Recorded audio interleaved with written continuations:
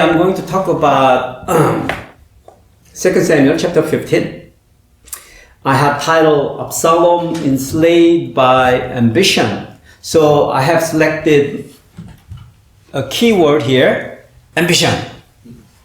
So my sermon, today's keyword is ambition. You know, ambition, we all have ambition. Any one of you who doesn't have ambition? We have big or small, we all do have some kind of ambition. And ambition is a good thing, right? If you will think about it, right? The ambition is what makes us to stay focused on the direction and the purpose that we set out to do. And it helps us to bring out our potential within. And it helps us to achieve and succeed in life. But if this ambition is not anchored properly to the right aim, right purpose, right direction, then I have no other way to call this is ambition that it is a wronged. I don't know how to describe this ambition. That ambition that it is not anchored to the truth, but it is only anchored to your own self. It's a wrong ambition. And sometimes even it is a wrong ambition, it deceives us. It looks beautiful sometimes. It seems right for us because it seems that what brings success to our life. You see, you set out yourself a goal and you try to achieve it, you're diligently working at it with this ambition, you drive to achieve. And it seems like it's beautiful that it is happening and you feel like, yeah, you're making it this life. But unless it is properly anchored to the truth, at the end, only thing that you and I will hold in our hand is emptiness, the loneliness, and even to the point of death. Today's story is about this man named Absalom, son of David. Last week I briefly brought him about. And so through this man we are not going to learn about how he became so ambitious of self and harbored in his heart this wrong ambition and failed his life and died miserably. Alright? And so those of you think you made in your previous life or in your past, somehow you had wrong ambition in your heart and whatever, and you have experienced failure. Somehow you feel like because of your ambition, wrong ambition, that you experienced some kind of failure. Think about it, that you read the first verse, and then those of us, we seems like, yeah, maybe not, maybe. So just read the second verse, all right? All right, let's turn. In the course of time, Absalom provided himself with a chariot and horses and with 50 men to run ahead of him. He would get up early and stand by the side of the road leading to the city gate. Whenever anyone came with a complaint to be placed before the king for a decision, Absalom would call out to him, "What town are you from?" He would answer, "Your servant is from one of the tribes of Israel." Then Absalom would say to him, "Look, your claims are valid and proper, but there is no representative of the king to hear you." And Absalom would add, "If only I were appointed judge in the land, then anyone who has a complaint or case could come to me, and I would see that they receive justice." Also, whenever anyone approached him to bow down before him, Absalom would reach out his hand, take hold of him, and kiss him. Absalom behaved in this way toward all the Israelites who came to the king asking for justice. And so he stole the hearts of the people of Israel. At the end of 4 years, Absalom said to the king, "Let me go to the Hebron and fulfill a vow I made to the Lord. While your servant was living at Geshur in Aram, I made this vow, if the Lord takes me back to Jerusalem, I'll worship the Lord in Hebron." The king said to him, "Go in peace." So he went to Hebron. Then Absalom sent secret messengers throughout the tribes of Israel to say, "As soon as you hear the sound of the trumpet, then say Absalom is king in Hebron." 200 men from Jerusalem had accompanied Absalom. They had been invited as guests and went quite innocently, knowing nothing about the matter. While Absalom was offering sacrifices, he also sent for Ahithophel, the Gideonites, David's counselor, to come from Gilo, his hometown. And so the conspiracy gained strength, and Absalom's following kept on increasing. A messenger came and told David, "The hearts of the people of Israel are with Absalom." Then David said to all his officials who were with him in Jerusalem, "Come, we must flee, or none of us will escape from Absalom. We must live immediately, or he will move quickly to overtake us and bring ruin on us and put the city to the sword." Amen. All right. You see, Absalom had received a lot of things from God. He was born as a prince, son of a king. But actually, what he was born with is something that probably every one of us in the earth, he born with, I don't know, how do you say, perfect looking. Okay, this is how it was described in this. "In all Israel, there was not a man so highly praised for his handsome appearance as Absalom. From the top of his head to the sole of his foot, there was no blemish in him." Did you ever hear this kind of description for any man, any woman in the world, historically, in any literature? I mean, yeah, Karen? They said Lucifer was beautiful. Oh, Lucifer. Oh, yeah. They said Wow. Good point. In perfectness of being, right? And angel Lucifer is a spirit being, but again, it was described as most perfect and beautiful.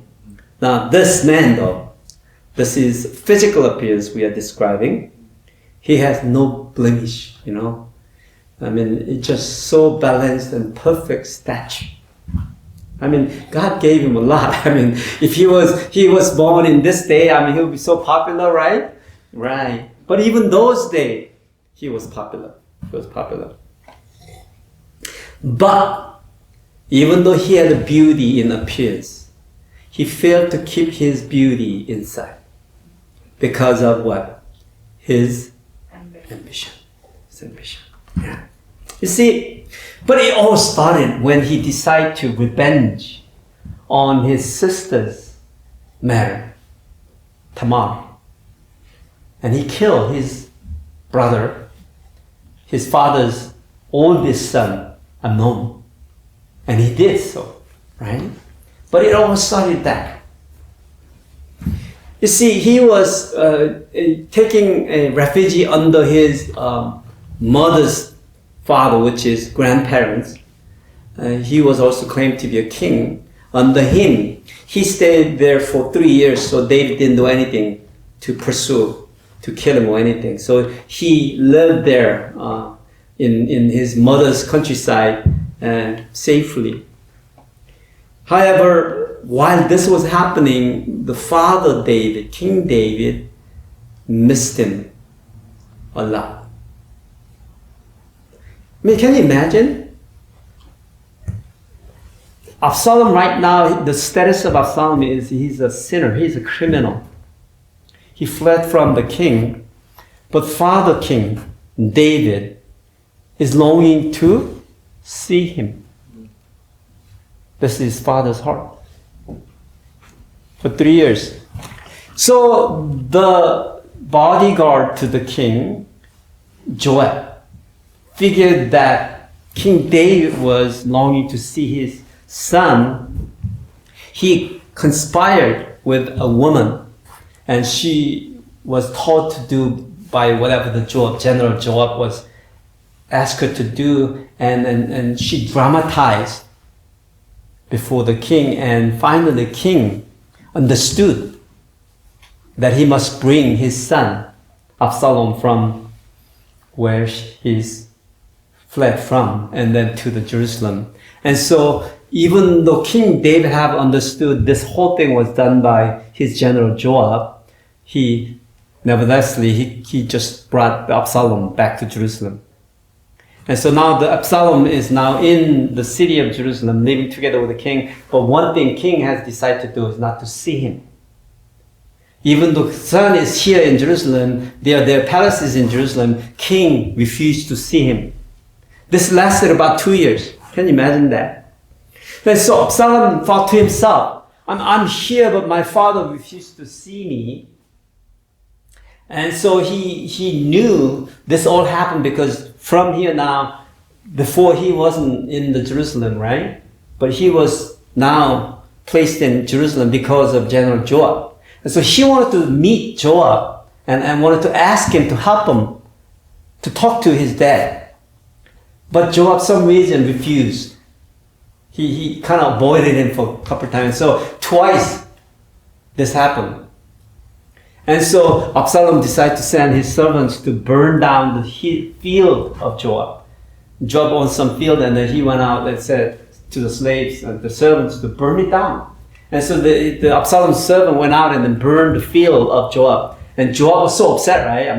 And so he came to see him. He's like, why did you burn my field? And then Absalom told them that, you know what, you helped me to come here in Jerusalem, but it's better to be dead because I'm a criminal than living like this without being able to see my father.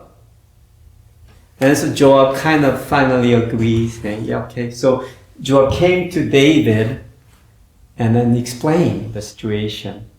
And finally, Father David have permitted him to come to the palace and see him. And Absalom, kneel down and then come to the father and King David and kissed him. This is happening publicly, right? And so as he's kissing him, what does this signify? Forgiveness of the King David. Absalom. Now Absalom is forgiven.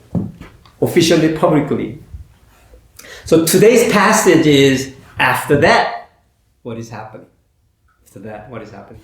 Well, even though his father forgave him, there's three things that his wrong desire is directing him. Okay, the first one is Absalom's ambition made him take with a desire to show off.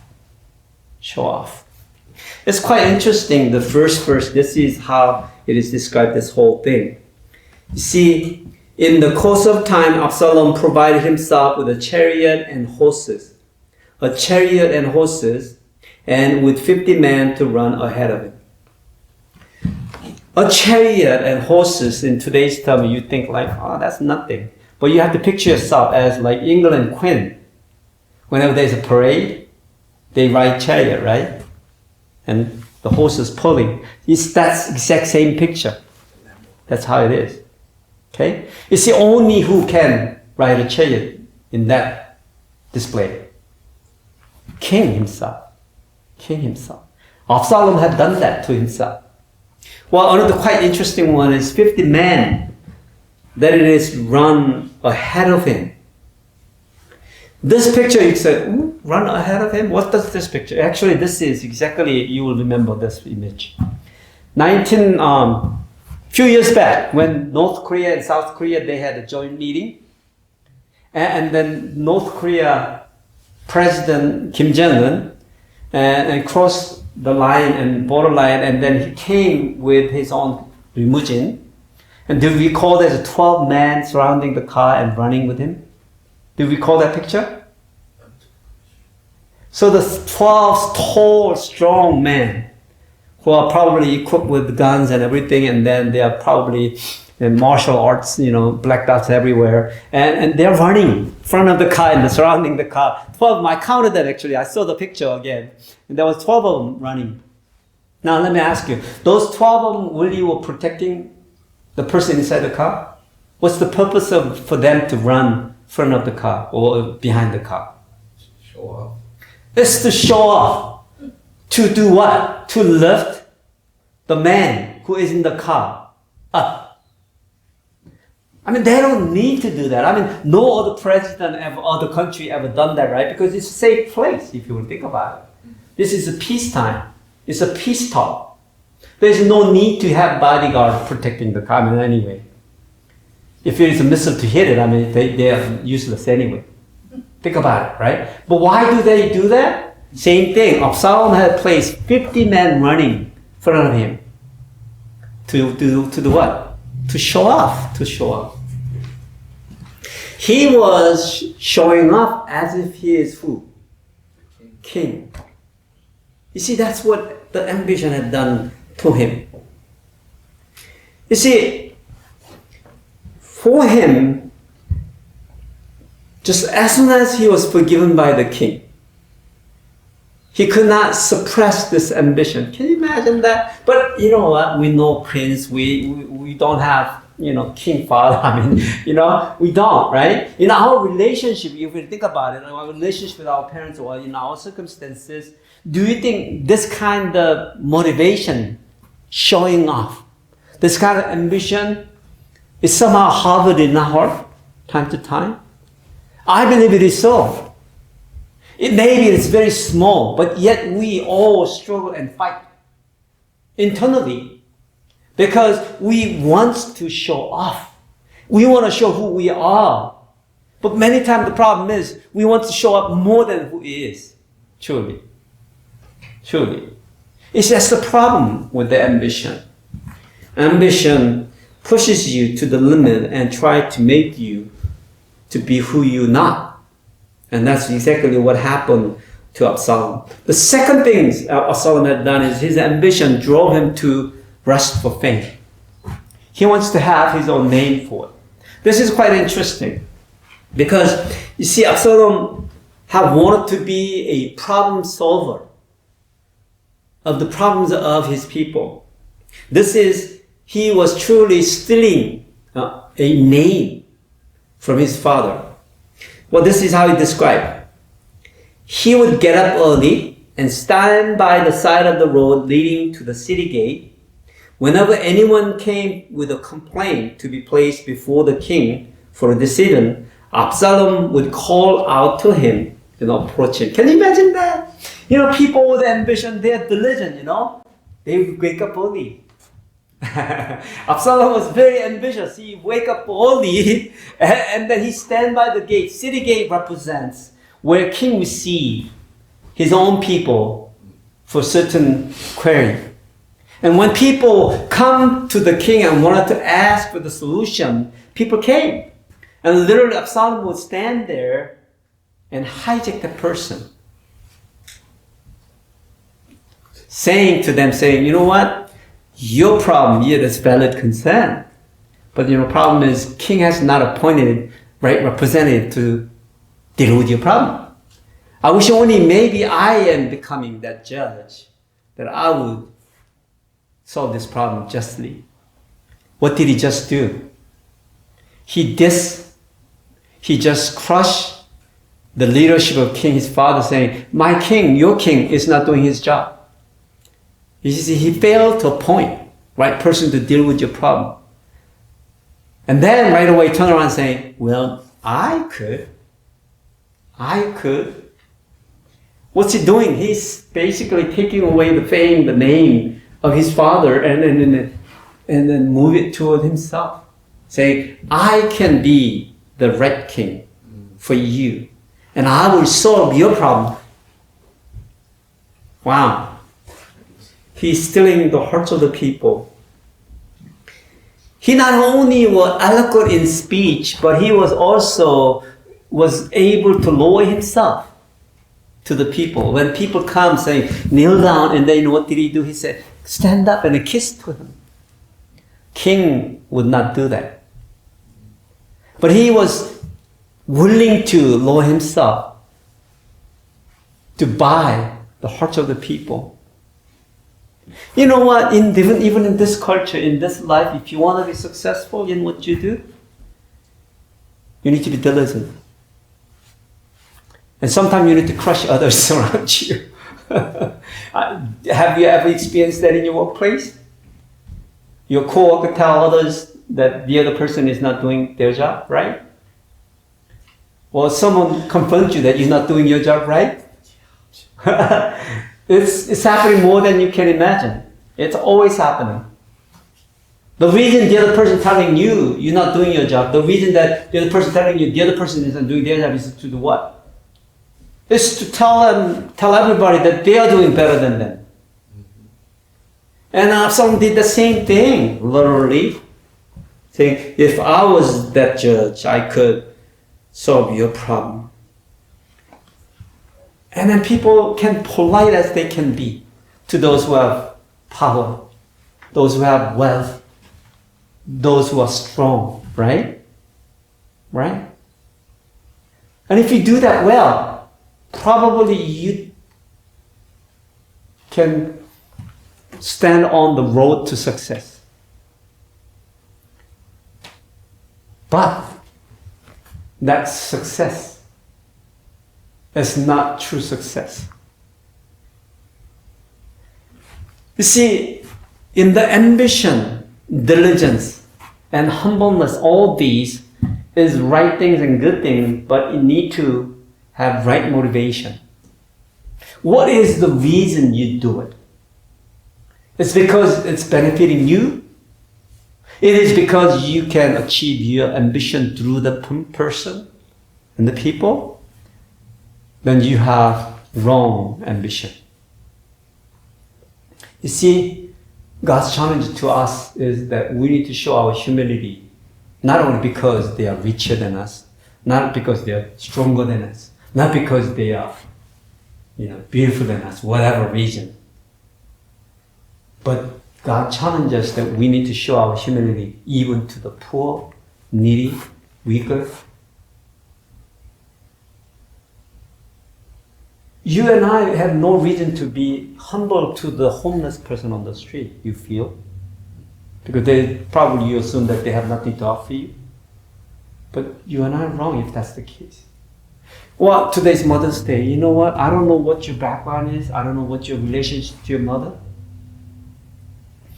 And many children are mistaken is that we need to honor our parents because they have done right thing for you. But I'm telling you, no. That's not the reason you honor your parents. They may wronged you. They may have failed to nurture you properly. They may fail to have a good relationship with you. It doesn't matter. What God expects from us is that we still honor our parents.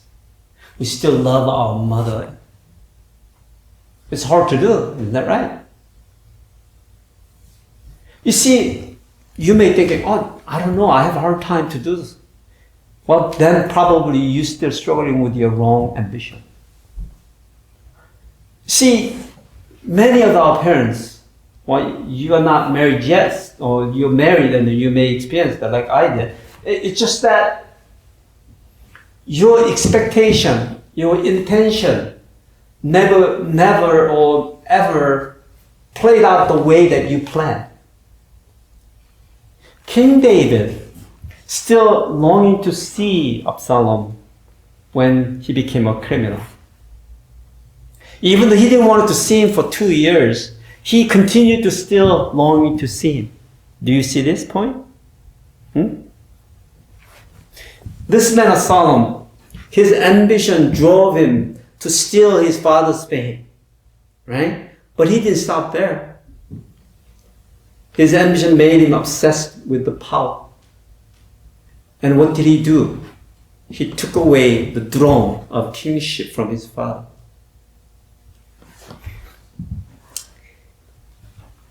Absalom was there in Jerusalem for 4 years after his father forgave him.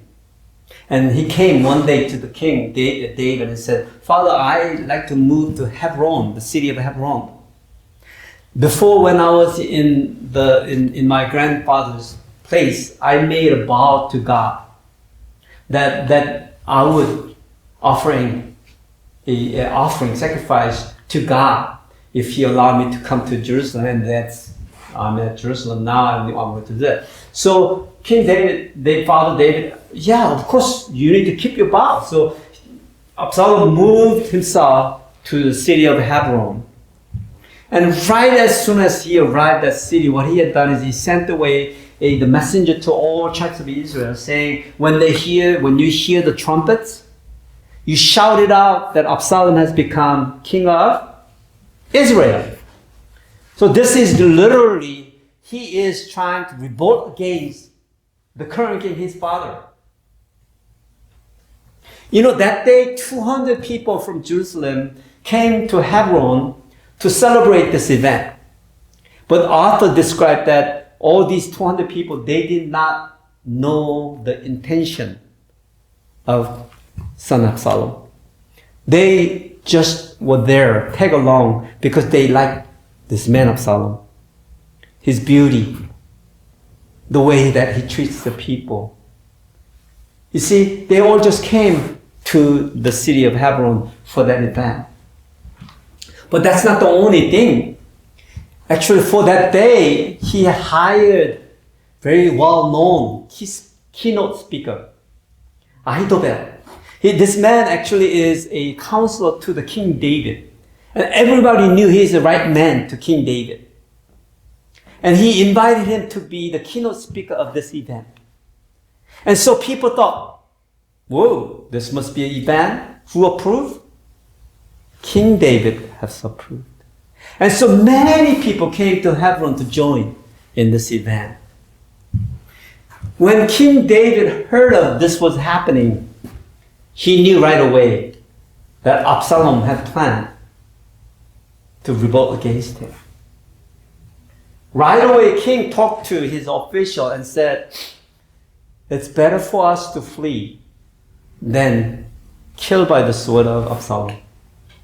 He convinced all the officials that they must flee from the palace. And so they did. This is how the author described it. But you know, if I read the line between, why do you think King David decided to flee from the palace without even fighting with his son Absalom? Because he's weak? Because he had no soldiers? Because he had no chance of winning? Quite funny, because Arthur actually continued to describe that with king, that there's these people with him, along with all the Keratites, the Perathites, and all the 600 Galatites who had accompanied him from Gath, marched before the king, 600 men. It's quite interesting. Is that what are these people? He had 600 men who was willing to die for King David. These people actually follow of David. When he was fleeing from King Saul as a refugee, right? Remember? He was fleeing to the Palestine, right? And as he was fleeing as nobody, he became a leader of gangsters on a street, literally. In those days, these people came, followed him. Okay? It became groups of 400 and 600, all these people. And so these people were ready to die for who? David. They didn't need King David to be king. You see, they followed him even he was nobody and refugee, runaway refugee. And these people moved Philistines to the Hebron to Jerusalem, and now they became guards to the king. These 600 men. They're ready to die for king. I wonder why Arthur narrated this in detail, telling that King David had these men with him. Why? Because it's trying to tell us that King David had enough soldiers, people who can fight for him against his son Absalom. But yet, Father David has decided to do what? Flee from his son. Why? Why do you think so? Because he didn't want to raise his own sword to kill his own son. Can you imagine his son Absalom would ever understand that? while he is wrong, holding his wrong ambition. Well, that's how he fled from the palace. Absalom, who was in Hebron, he heard the news of his father, and all the officials had ran away from the palace. He grouped his own people and then quickly came to Jerusalem and took over the throne of the king of Israel. But he thought to himself, I can be king unless who must be that? His father, King David. So what did he do? He grouped the armies and come chase after him. Now King David and his officials are fled from the Jerusalem and crossed the Gidon streams and crossed over the Olive Garden in New Testament, the Mount of Olive, and then crossed the Jordan River, and now they are at a Jabbok River area. They're camped there, and Absalom's army, they all came there. And Absalom is raising his sword against his father, his own father. Okay? How is all this possible? It's because the ambition, human ambition, tends to lead people astray. You may think, really? Yeah, it does. If you have a wrong ambition, it will lead you astray. Because it tends to focus only on self-fulfillment. Whenever you say, me, myself, self-satisfaction, I has to be satisfied. Everybody around you has to meet your requirement, your expectation. That probably you are harbored with the wrong ambition inside of you. Let me ask you this. Is there any reason anybody around you have to do anything for you? My answer to this is probably not. Probably not. But why is that we walk around this whole life thinking that everybody else has to do something for me? Including your parents. Why do they have to nurture you? Haven't these parents of yours done enough for you? I think I have done enough for my kids. You don't know how many countless nights I couldn't sleep because baby crying. How many bottles I had to feed. You don't even remember any of it, right? But they've done it still. But it doesn't matter whether your parents did that or not. Just like I said in the intro. Really doesn't matter. You see, if you're looking at it's also your expectation and my expectation, no one has obligation to meet that. And so what it is that in this life, everything anybody give you is a generosity. It's a love. It's love. But when do we get disappointed? When my expectation is broken. When they don't do the way I expect them to do. You see, when the son of Absalom revolted against the king David, Father David's heart will still remain the same way. Even though he didn't see him, right? Even though he had no choice to fight, his heart was still longing to see his son. The battle began. King David ordered, please do not kill my son Absalom. Just capture him alive. And as the battle began, of course, I already told you, King David has many army who's willing to die for the king. So guess who's going to lose in this battle? Absalom. So now he is running away, riding a donkey. Running away. And he's passing through the forest. Guess what happened? His beautiful long hair was cut by the branch of tree. He's dangling now.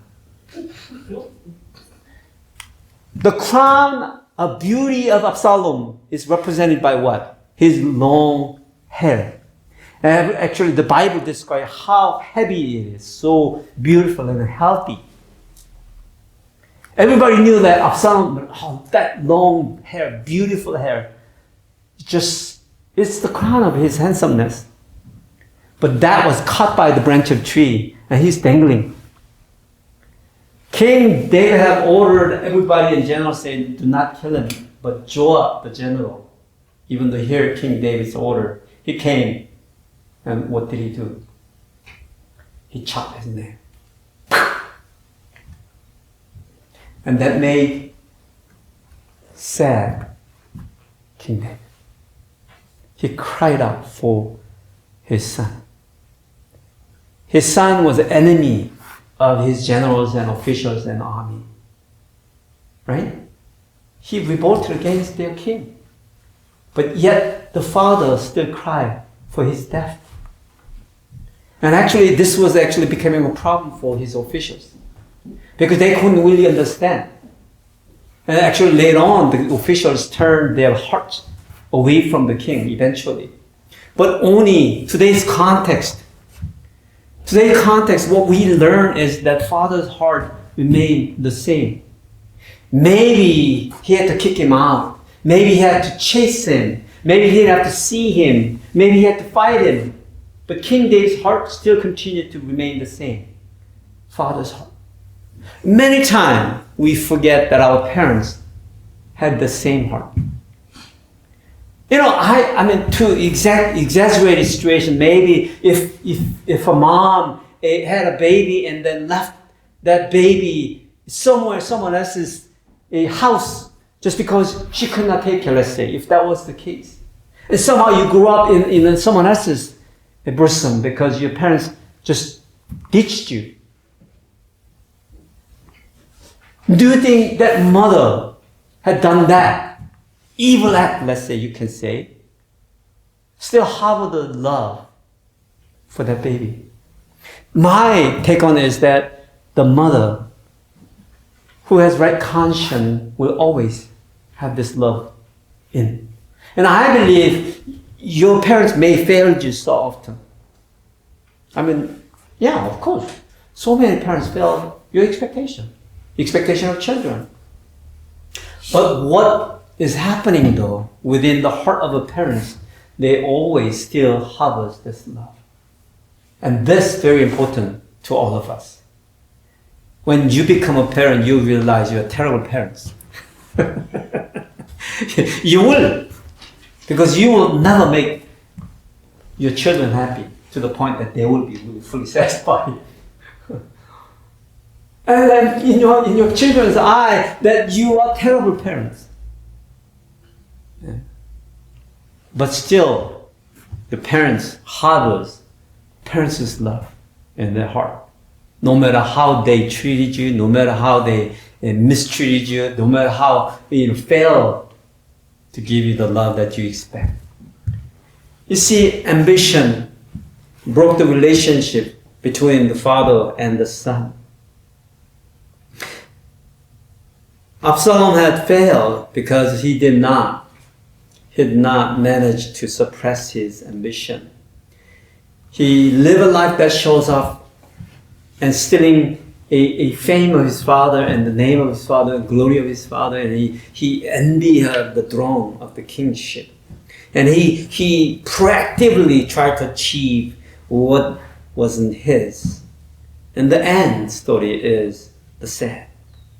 He just like ridiculously died in a drama way.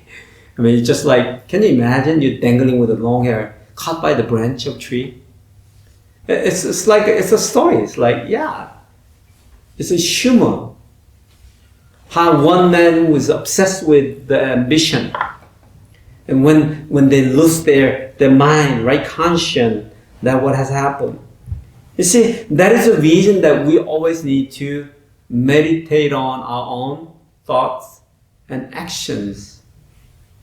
This is one guideline that I believe will help you and I.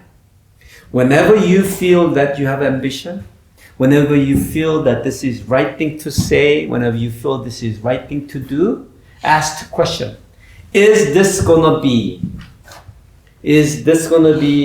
lift the name of God? This is first question is.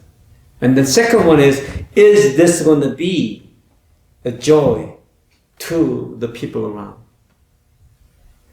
Is this going to be a joy to the one you love? If somehow your answer is no to any of these questions, my counsel to all of us is that maybe then stop. It doesn't matter how it seems right. It doesn't matter how beautiful this plan looks like. It doesn't matter how noble this idea is. It's best to stop. And it's best to maybe wait. It's because we don't want to allow the ambition takes our life first. It is always important that we are driven by the truth. We should not live ambition-driven life. It always should be the truth that drives our life. Maybe ambition may take you to the pinnacle of success, that what all of think is success. But when you get there, you know what? There will be nothing up there. That's the problem with the success of the world. When you get to the pinnacle of that mountain, your soul wants to be, there's nothing. You don't want that kind of success. We want fullness in our heart. We want the appreciation, joy when we achieve our life goal. And that is why we should not harbor wrong ambition in ourselves. Every relationship problem that we have, you may not think this way, but it is because we harbor wrong ambitions. Wrong ambition. Wrong expectation. And so my challenge is that we need to learn from Father David. You see, the circumstances changes. Maybe the way that we deal with this changes. But one thing about something that has to be steady is the truth. In this case, King David's heart is that his love for his son, whether it is not or not, whether he was deserving it or not. One thing about that I learned from this trip that I made to Korea, I have realized actually very wonderful thing in this trip. I thought myself that I went to church when I was an elementary school student. During the Christmas season, the churches literally, they handed out candies.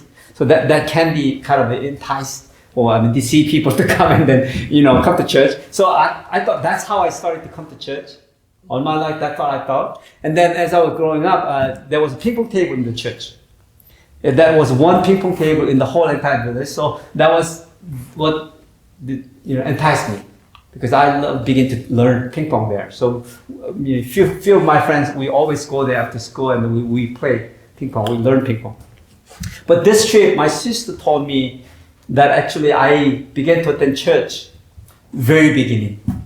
This is what happened. My father had a 9th kid. I born into my family as a twin.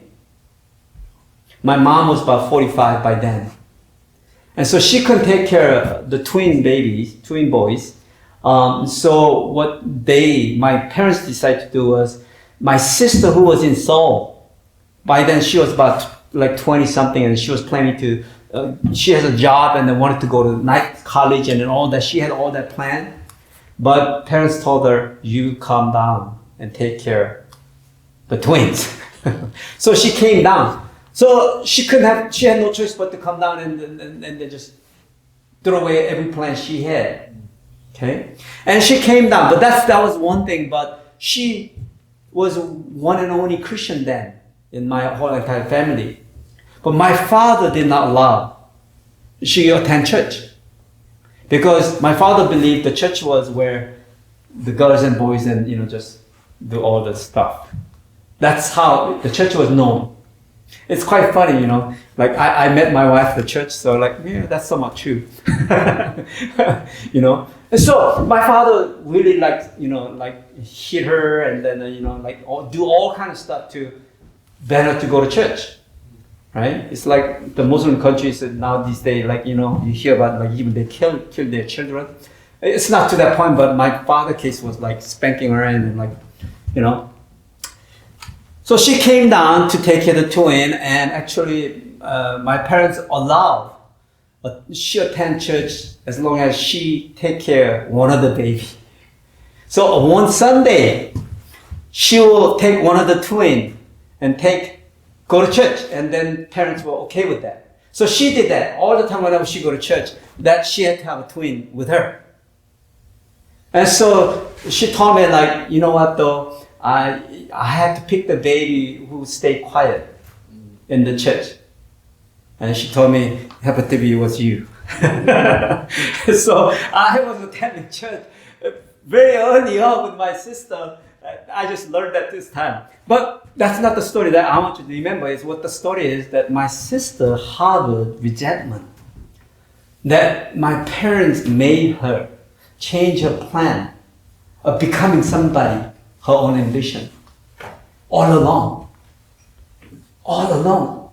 And she could not accept the fact that her parents did that to her. But you know, when she realized that I became a pastor and serving, right? Realize this may have been part of God's plan. I mean, I don't know. I never linked it that way because I never knew the story behind it. But this time I learned more. You see, she was a faithful Christian then. She wake up in the morning to ring the bell in the church. It was that faithful. But Father didn't allow. And she said to herself, her life was wasted because of the twins, literally. And had so much resentment to the parents. And then now she's come to the point saying, you know what? If somehow I served in this way, and she's now peace with this, peace with this. It's the same thing. Many times our parents may have done wrong to us. In our own interpretation, maybe. Maybe even they wronged you, truly. But still, that does not give us right to not to love them and honor them. It's all our part that we need to do. You see, that's that hard. You see, once we surrender our ambition, begin to learn to live with the truth-driven life, you see that we become free from every circumstances. You see, maybe other people maybe wronged you, but you still can stand tall, and then be able to accept the fact, and embrace them and forgive them. To me, this is a beautiful thing in relationship. Yeah, people will wrong you all the time. They will come and agitate you. You know, there's a coworker always bothers you. There's somebody who will always, troubles you. But if you realize somehow you begin to manage your wrong ambition, you will slowly begin to peace with every circumstance. I mean, I cannot imagine how King David had dealt with this. I don't know how he could have remained to love his son to the point that no one around him understood. The fact is, no one understood. How could David cry for this criminal who rebelled against him, raise his sword to kill his father? But David cried for him after the death of Saul. You see, I think the beauty of the truth is not about the circumstances, it's to the point. The truth reveals what it means. And eventually that's who God is. God who loved us while we were sinners. It's very hard to understand, unimaginable, incomprehensible if you really think about it. But that's what God did. And if we begin to learn the secret of truth, the life that we live, the crisis and conflict and all the troubles we have, it may become lighter. I'm not going to say it's going to disappear. It will be all there. But it will be lighter burden for us. And I pray that somehow you will begin to experience by managing your wrong ambition. Let's pray.